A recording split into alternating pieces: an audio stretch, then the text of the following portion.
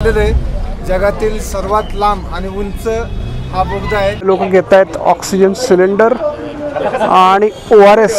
जिंदगी एक सफर है, निकलोगे तभी तो पहुंचोगे। चांगले असतात त्यांनी मन भरतं, पोट तर नाही भरत म्हणून। गुड मॉर्निंग, सुप्रभात। आजचा आपला डे 6 लडाख जर्नीचा आणि आम्ही आहोत मनालीमध्ये।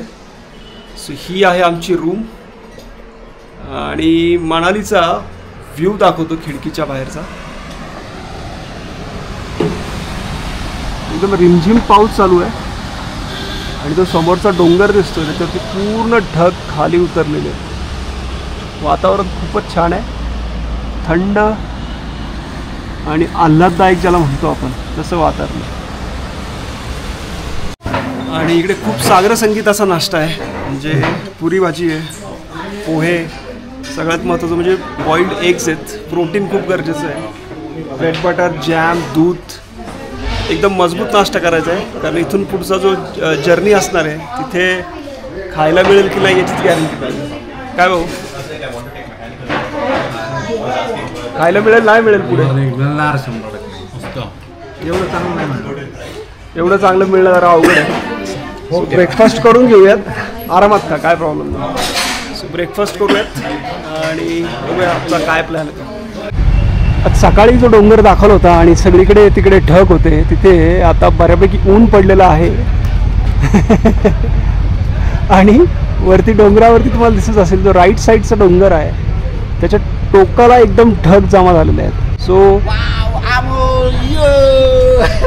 आज सकाळी जो मी आमच्या रूमवरून डोंगर दाखवला होता, डोंगर म्हणता नाही येणार त्याला, कारण त्याला पर्वत म्हणावं लागेल, खूपच उंच आहे ही पर्वतरांग। आणि सकाळी जी रिमझिम पाऊस पडत होता तो पूर्णपणे आता थांबलेला आहे, ऊन पडलेलं आहे, वातावरण खूपच चांगलं आहे आणि जो पर्वत आहे त्याच्या टोकावरती तुम्हाला ढग दिसत असतील। सो ढग एकदम टोकावरती आहे। इकडनं सगळ्यांच्या गाड्या रेडी झालेल्या आहेत, फोटो सेशन चालू आहे आणि आम्हाला इथून पुढे जायचं आहे जिस्पा इथे। जिस्पाचं डिस्टन्स अराउंड 96 किलोमीटर्स आहे इकडनं आणि जिस्पाला जाताना द आयकॉनिक अटल टनेल आज आम्ही क्रॉस करणार आहे। So yes, very excited for the journey आणि बघूया, होपफुली जर्नी एकदम चांगली होईल, जसा प्रवास आत्तापर्यंत झाला आहे तसाच होईल आणि आम्ही आजपासून एक अल्टिट्यूड हळूहळू वरती जाणार आहे। So it will be difficult for everybody to travel as well as थोडं श्वास घ्यायला पण त्रास होऊ शकतो, पण बघूयात काय होतं आहे नक्की। जोपर्यंत आपण जात नाही तोपर्यंत काही कळणार नाही। सो चला, डे 6ची बाईक जर्नी आत्ता स्टार्ट करूयात। Will say bye bye to Maple Retreat. आणि इकडे आहे मनाली सिटी आणि हा समोर दिसतोय मनाली सिटीचा व्ह्यू। पूर्ण वरती डोंगरावरती ढग जमलेले आहेत आणि जिकडे नजर जाईल तिकडे हिरवळ आणि घरं जी आहेत ती अशी उंच आणि उंच जागी बांधून ठेवली आहेत। नो डाऊट तिकडे ना व्ह्यू चांगला असेल, वातावरण खूप चांगलं आहे, पण पावसाळ्यामध्ये इथे सर्व्हाइव्ह करणं खरंच खूप डिफिकल्ट आहे। सो येस, ही झाडंसुद्धा जी दिसत आहेत समोर, उंचच्या उंच झाडं आहेत, म्हणजे कम्प्लीट डिफरंट टेरेन आहे। म्हणजे जसं आपण बघतो, आपण ज्या टेरेनला यूज टू असतो ते आणि हिमाचल प्रदेशचं जे कुलू, मनाली किंवा आपण जिकडे जाणार आहे ते लेह, एकदम कम्प्लीट डिफरंट टेरेन्स आहेत। आणि हा जो पर्वत दिसतोय ना, इतका उंच आहे की म्हणजे काय सांगावं। महाराष्ट्रामध्ये आपल्याकडे डोंगर जे आहेत ते साधारण उंचीचे असतात, नॉर्मल एक जेवढी आपली डोंगराची उंची असते त्याच्या 4 पट तर हा डोंगर नक्कीच असेल। सो खूप उंच आहे, हिरवळ खूप चांगली आहे आणि इकडे टुरिस्ट पण खूप जास्त येत आहेत। सो गर्दी पण खूप आहे इकडे। हे आहे main market of Manali. So इकडे गाड्या अलाउड नाही आहेत। This is similar to what we have in Mahabaleshwar. थंड हवेचं ठिकाण आहे आणि येस, इकडे मार्केट आणि सगळी दुकानं वगैरे दिसत आहेत। सो मुख्य गर्दी जी आहे मनालीची ती याच बाजूला आहे। बिग बाईक रेंटल म्हणून दुकान आहे, इथे तुम्हाला जर येणार असाल तर बाईक रेंटलवरती आरामात मिळून जाईल।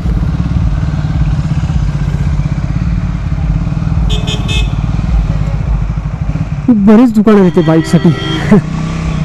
येस, हिमाचलमध्ये बाईकिंग कल्चर थोडंसं जास्त आहे. लोक डायरेक्टली हिमाचल किंवा मनालीला येतात, बाईक रेंट करून इकडनं आसपासचा एरिया फिरतात. 1 मिनिट खरेदी चालू आहे. मनालीमध्ये सगळे लोक घेत आहेत ऑक्सिजन सिलेंडर आणि ORS. ऑक्सीजन सिलेंडर तो संपले आहेत, ORS बघतो आहे का. भैया ORS तो है क्या? ORS है ना? अभी 10 ORS लेके होगा ना. अरे हम लोग बहुत बड़ा ग्रुप है. ORS दे दो सिर्फ. ऑक्सीजन है क्या? ऑक्सीजन नहीं है सर, ऑक्सीजन क्या आगे मिलेगा आपको. अभी आगे मिलेगा कहीं पे? हाँ आगे मिलेगा. कहाँ पे? 5-6 किलोमीटर आगे. अच्छा 5-6 10 दे दो. 10 किलोमीटर आगे ऑक्सीजन टैंक. ओके 10 किलोमीटर आगे नहीं, 5 किलोमीटर आगे. सॉरी. पानी बॉटल कितने का है? हाँ पानी की बॉटल 20 रुपीज़ का. हाँ ठीक है. एक पानी का बोतल भी दे दो मेरे को. तो ये कितना हुआ भैया 10 का? ये 200 और 220 मतलब. हे आहे आपलं ORS. ही एक पाण्याची बाटली. आत्ता पाणी मिक्स करून पिऊ. ऑक्सिजनचा सिलेंडर मिळालेला नाही आहे, सो तो आपल्याला पुढं एक 6 किलोमीटरवरती काहीतरी आहे मेडिकल, तिथं मिळून जाईल. तर तिथनं जाताना घेऊ आपण. इथून अटल टनेल जो आहे 24 किलोमीटर आहे आणि आपल्याला जायचं आहे अटल टनेलला. इथे जागोजागी ना लोक चष्मा आणि सेल्फी स्टिक विकत आहेत. म्हणजे इकडे जे लोक जाणारे आहेत, लेह असेल, लडाख असेल, अटल टनेल असेल किंवा हिमाचल प्रदेशमधलं मनाली असेल, इकडे लोक फोटो तर नक्की काढणार. आणि जर इन केस तुम्ही सेल्फी स्टिक वगैरे आणायला विसरलात तर इथे तुम्हाला तो रेडिली अवेलेबल मिळेल. धंदा कसा करावा आता उत्तम उदाहरण आहे. अटल टनल जो आहे त्याची लांबी जी आहे ती आहे साधारणतः 9 किलोमीटर. आणि त्यामुळे जो रोहतांग पास हा एरिया आहे जो मनाली आणि लेहला कनेक्ट करणारा आहे, तिथे जो अटल टनल व्हायच्या अगोदरचं डिस्टन्स होतं 46 किलोमीटर्स. आणि ते 46 किलोमीटर डिस्टन्स कवर करायला पहिले लागायचे साधारणतः 3.5 तास. तो डिस्टन्स आता फक्त 9 किलोमीटरवरती आलेला आहे आणि टनल हार्डली 5 मिनटामध्ये तुम्ही क्रॉस करू शकता. सो BROने हे खूप चांगलं काम केलेलं आहे अटल टनल बांधून, ज्याचं उद्घाटन झालेलं होतं 2020मध्ये. आणि सुरक्षेच्या दृष्टीने पण तो टनल खूप महत्त्वाचा आहे. आणि त्या टनलची आणखी एक वैशिष्ट्यपूर्ण गोष्ट म्हणजे 10,000 फूट किंवा त्यापेक्षा अधिक उंचीवरचा जगातला सगळ्यात मोठा टनल हा अटल टनल आहे. सो येस, तो खूप विशेष आहे आणि तिकडनं आम्ही आज पास करणार आहोत आयकॉनिक अटल टनल. डाव्या बाजूला बघा तुम्ही, पूर्ण डोंगरावरती घरं दिसत आहेत छोटी छोटी. आणि विशेष म्हणजे ही घरं सगळी कलरफुल आहेत. मी त्याची कौलं जर नोटीस केलीत ना, ग्रीन कलर, रेड कलर, अशी वेगळ्या वेगळ्या कलरची कौलं आहेत. सो ती लांबून अशी खूप उठून दिसतात, जसं आपण चित्र काढतो ना अगदी त्यासारखी. आणि ही जी डाव्या बाजूला नदी दिसते ती आत्ता कोरडी पडलेली आहे, तर व्ह्यूसाठी फोटो काढावा लागेल. आणि साईडच्या बाजूचा रस्ता आहे ना त्या नदीचा, तो बऱ्याच ठिकाणी खचलेला आहे. सो जर पाणी जास्त आलं तर रस्ता खचायची भीती इथे कायम असते. थँकफुली आता पावसाळा नाही आहे, कारण इथे पाऊस खूप उशिरा चालू होतो. साधारणतः मान्सूनचा परतीचा जो प्रवास असतो त्यावेळेस इकडे सप्टेंबर ऑक्टोबरच्या आसपास पाऊस पडतो, पण पावसाळा पण इकडे खूप भयंकर असतो. Solang valley Atal tunnel 17 kilometre. So Atal tunnel आहे 17 किलोमीटर फक्त. थांबलेलो आहोत पलचन ब्रिज. हे ब्रिज बघा किती सुंदर आहे. So beautiful bridge. आणि इकडनं समोर दिसत आहेत पर्वतरांग. नदीचं पात्र बघा किती विस्तीर्ण आहे. नदीच्या पात्रामध्ये JCB जाऊन काम चालू आहे. आणि याच्यामध्ये सगळे मोठे मोठे दगडच दिसत आहेत, अशी माती वगैरे काहीच दिसत नाही आहे. कारण काय होतं, ज्यावेळेस पाणी येतं त्यावेळेस ते खूप फोर्सने येतं आणि फोर्स असल्यामुळे आपल्याबरोबर मोठे मोठे दगडसुद्धा प्रवाहाबरोबर वाहत येतात. जसं असं एलिव्हेशन वाढतं आहे तसं तसं डोंगर अधिकच उंच दिसायला लागली आणि हवा थंड थंड आणि थंड होत चालली आहे आणि ऑक्सिजनचं प्रमाण ड्रॉप होत चाललेलं आहे. यस, पहाड़ों में आने की मेरी पहला एक्सपीरियंस है. अरे बापरे, वरती पॅराग्लायडिंग सुरू आहे वाटतं. उंच ते माणूस दिसतोय वरती. Yes, that is paragliding. B gentle on my curves, BRO serve the nation. So हे सगळे जे रोड्स असतात ना रिजनमधले, जे बॉर्डर एरियामधले असतात, ते सगळं BRO मेंटेन करतात. Which the border roads organisation which comes under the military and the central government. So त्यांचं मॅनेजमेंट चांगलं आहे. आणि जरी हे रस्ते डॅमेज झाले तरी त्याचं काम फार फास्ट आणि क्विक केलं जातं. कारण देशाच्या सुरक्षेच्या दृष्टीने हे रस्ते खूप महत्त्वाचे आहेत. कारण हे डायरेक्टली बॉर्डरशी कनेक्ट करतात. In case something goes wrong, जे बॉर्डरवरती आपली लोकं आहेत त्यांना रसद वेळेवर पोहोचावी म्हणून हे रोड नेहमी टॉप नॉच कंडिशनमध्ये मेंटेन ठेवले जातात. येस, आपण बघू शकतो इथे कामसुद्धा सुरू आहे रोडचं. समोर एक मोठी बायकर गँग आपण बघू शकतो. Himalayan 411 with Insta360 and the camera. Bikers इकडे. असं वाटतं ढग खाली उतरलेत. वेगळ्याच दुनियेत आलो आहे आपण.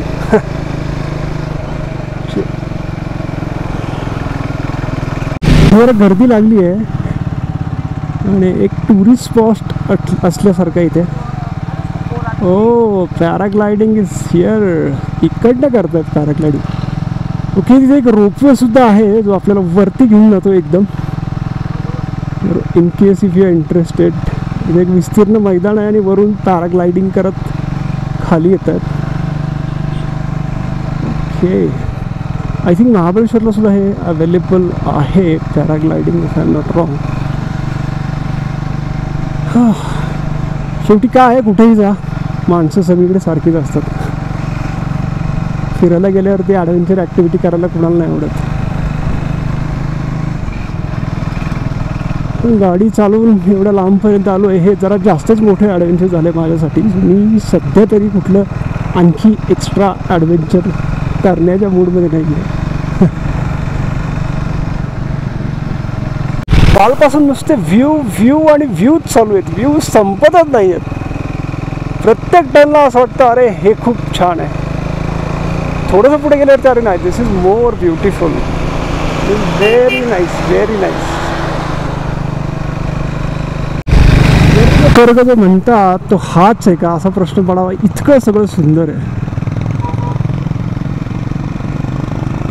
दोन्ही बाजूला डोंगर, झाडी, काय झाडी, काय डोंगर, काय नदी, ओके मध्ये एकदम.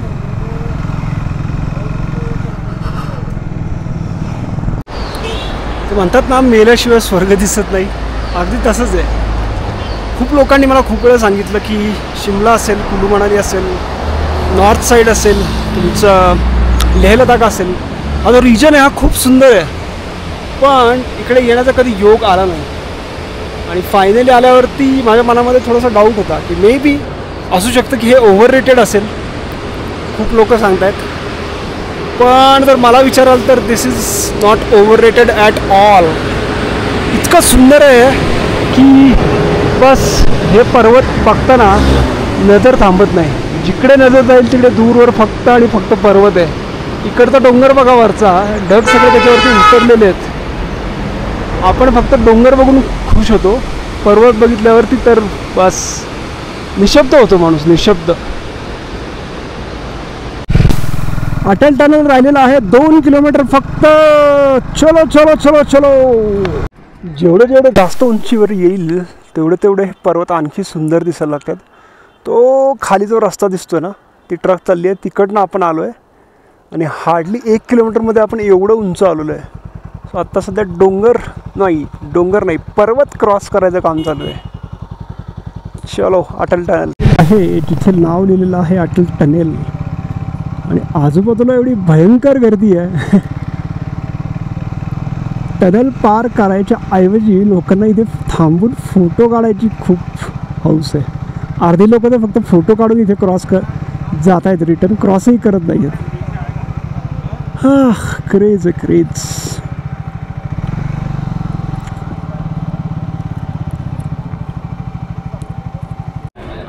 आणि आपण पोहोचलेलो आहोत अटल टनेल इथे आणि मागे तुम्ही बघू शकता हा आहे अटल टनेल.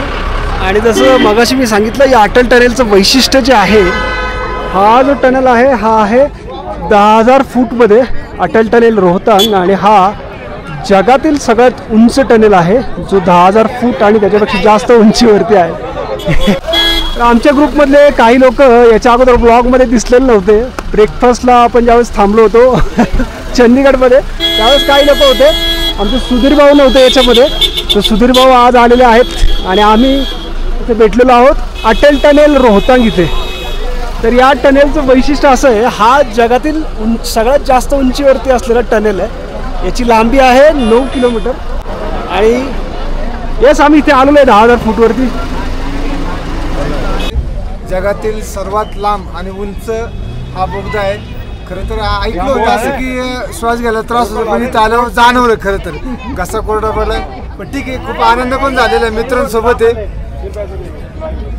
येस मित्रांबरोबर ती नवीन ठिकाणी जाण्याचा आनंद जरा वेगळाच असतो. त्रास थोडा होत आहे पण आनंद जास्त आहे की सगळे मित्र सोबत आहेत. काही झालं तरी बाकी लोक सांभाळून घेतील. सो चला आपल्याला अटल टनेल पास करायचं आणि पुढे जायचंय जिस्पा येते. Bye bye. अटल टनेलला क्रॉस करूयात.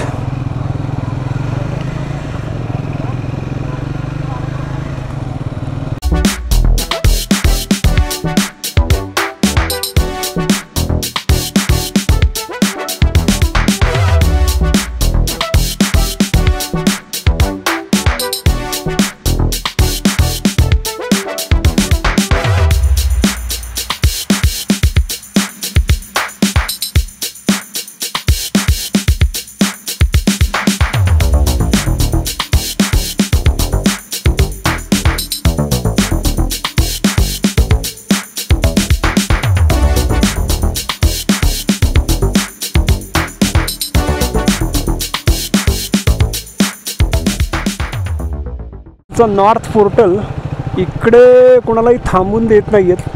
पलीकडच्या साईडला साऊथला थांबून तुम्ही फोटो काढू शकता. पण जसा तुम्ही टनेल क्रॉस केला एकदम थंड हवा आणि हवेचा प्रवाहसुद्धा इतका जोरात येतो आहे एकदमच वातावरण चेंज झाले. कारण हा जो समोर पर्वत दिसतो आहे हा क्रॉस करून आलेलो आहे आपण. विचार करा टनेल जो आहे तो आहे 9 किलोमीटरचा. पूर्ण पर्वताला पार करून आलो. सो पर्वताच्या पलीकडे आणि अलीकडे एकदमच वेगळं वातावरण आहे. क्लायमेटच वेगळं आहे एकदम चेंज होऊन जातं आहे. आणि समोर दिसतोय धबधबा. वा या पर्वताच्या वरच्या टोकाला बर्फसुद्धा या काय व्ह्यू आहे. आणि इथून आपल्याला पहिल्यांदा बर्फाने आच्छादलेला पर्वत दिसतोय. ह्या 2 डोंगरांच्या मध्ये मागे जो दिसतोय त्याच्यावरती पूर्ण बर्फ जमा झालेला आहे. हा काय व्ह्यू आहे. कधी कधी असं वाटतं ना माणूस उगाच जास्त तकतक करत असतो. निवांत राहा. त्या गोष्टींची आवड आहे ती गोष्टींची आवड जोपासा. लाईफमध्ये जे करायचं ते करा. ज्या भविष्यासाठी आपण एवढे पैसे साठवतोय किंवा ज्या म्हातारपणाची सोय म्हणून आपण आपलं मन मारून जगतोय ते म्हातारपण येईल का नाही याच गोष्टीची गॅरंटी नाही आहे. हा आयुष्यातले खूप वर्ष वाया गेले असं वाटायला लागलं आहे. हा जो समोरचा पर्वत आहे त्याच्यावरती जर तुम्ही बघितलं ना पूर्ण बर्फ आहे आणि तो बर्फ हळूहळू हळू वितळतो आहे आणि त्यातनं धबधबा तयार झालेला आहे आणि तो धबधबा असा पूर्ण खाली त्याचं पाणी येतं आहे. खूपच भारी. तर मित्र चाललेले आहेत. मोठे विस्तीर्ण डोंगर आहे असा.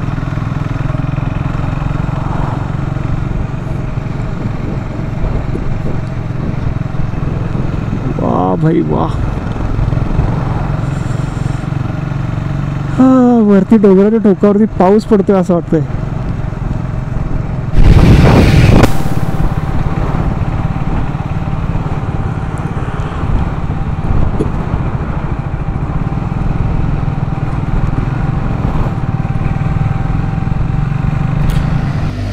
नजारे खूप चांगले होते आजचे, पण नजारे किती जरी चांगले असले तरी त्यांनी मन भरतं, पोट तर नाही भरत. म्हणून आम्ही एका हॉटेलमध्ये जेवायला दुपारचं थांबलेलो आहोत. हॉटेलचं नाव आहे बायकर्स गँग कॅफे आणि या सगळ्या बाईक्स लावलेल्या आहेत.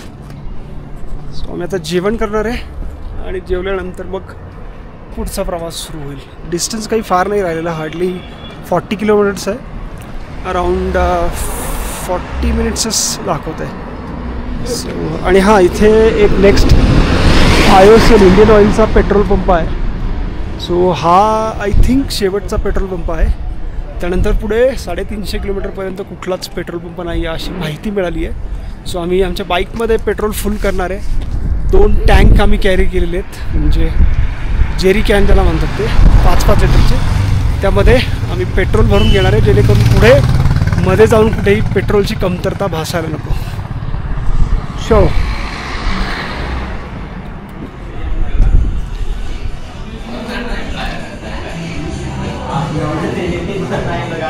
हा आहे आमचा सगळा बायकरचा ग्रुप. सगळे लोक एकत्र फार कमी वेळा सापडतात. जेव्हा जेव्हा सापडत आहेत त्यावेळेस मी त्यांचा व्हिडिओ काढून देतो. हा कोड बघा, खूप भारी लिहिलेला आहे. जिंदगी एक सफ़र है, निकलोगे तभी तो पहुँचोगे, अगर निकले ही नहीं घर से तो कहीं पहुँचने की उम्मीद मत रखना.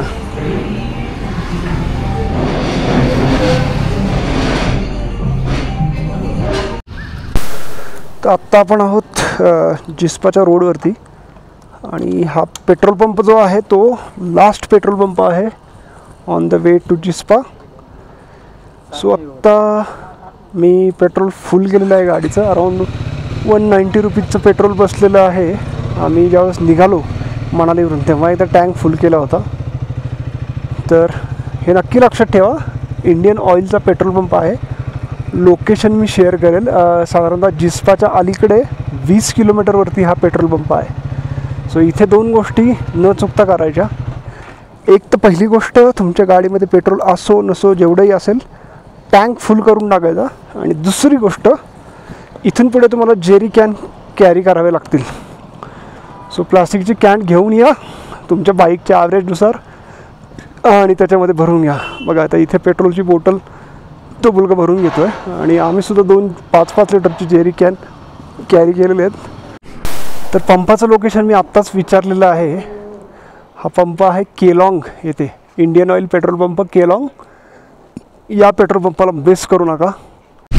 तर संध्याकाळचे 6 वाजले आहेत. हॉटेल राहिलेलं आहे 21 किलोमीटरवरती आणि उंच डोंगरांमध्ये ऊन आणि सावलीचा खेळ चालू आहे. डाव्या बाजूला सावली आहे आणि उजव्या बाजूला जो समोर डोंगर आहे त्याच्यावरती मस्त ऊन पडलं आहे.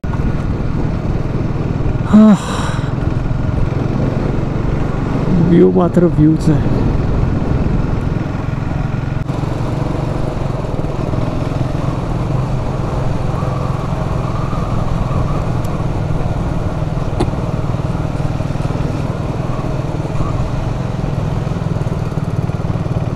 पर आलेले 10 किलोमीटर आणि समोर तो डोंगर दिसते बघा, बर्फाने आच्छादित. हा पण बघा इकडे ह्या 2 डोंगरांच्या मध्ये तो पूर्ण बर्फ साठलेला आहे वरती, त्याच्यावरती जे ऊन पडलेलं आहे आणि तो बर्फ हळूहळू हळूहळू वितळतोय आणि त्या बर्फाचा धबधबा तयार होऊन त्या धबधब्यात खाली पाणी येत आहे. What a view, what a view.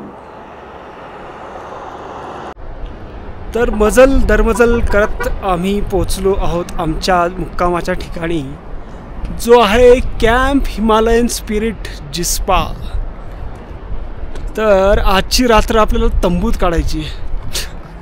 अवघड आहे पण हेही ॲडव्हेंचर करून बघूयात. इथे थंडी फार भयंकर आहे. रात्र निघणं खूपच अवघड आहे पण तयारी पूर्ण आहे. आणि मी तुम्हाला टेंटचा व्ह्यू दाखवतो. आहे टेंटचा व्ह्यू आणि या टेंटच्या समोरूनच एक नदी वाहते. पण टेंटच्या वरती इकडे डोंगर, इकडे पण डोंगर आणि हा जो मागे डोंगर दिसतो त्याच्यावरती तर बर्फ जमा झालेला आहे. सो हे आहे जिस्पा टेंट ॲडव्हेंचर आणि आम्ही सगळे इथे आलेलो आहोत. And I've been wrapped around your neck. When you burn me out like a cigarette.